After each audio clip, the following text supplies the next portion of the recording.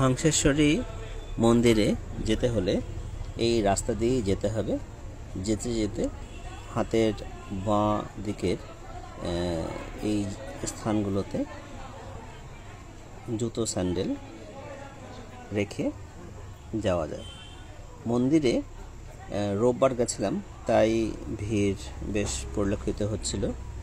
এদিন অমাবস্যাও ছিল, তাই কারোর নামে এদিন পুজো নিচ্ছিল না, শুধু মায়ের নামেই পুজো হয়।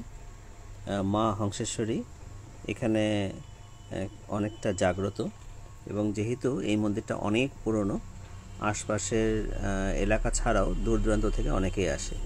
এটি দেখছেন অনন্ত বাসুদেব মন্দির।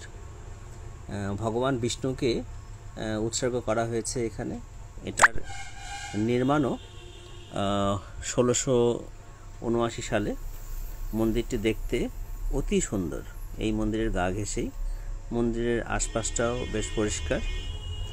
বাসুদেব মন্দিরের স্থাপত্যের মধ্যে সবচেয়ে বড় যে জিনিসটা, সেটা হলো টেরাকোটার কাজ। আপনারা এলে এই মন্দির দুটোই একসাথে দর্শন করতে পারবেন। মন্দির সত্যি খুব অসাধারণ এবং পরিষ্কার পরিচ্ছন্ন, যথেষ্ট পরিষ্কার পরিচ্ছন্ন।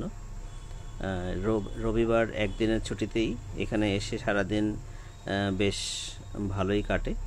এরা 11টার মধ্যেই কুপন কেটে আপনি ভোগ নিতে পারেন দুপুরের, সেটাও এখানে ব্যবস্থা রয়েছে।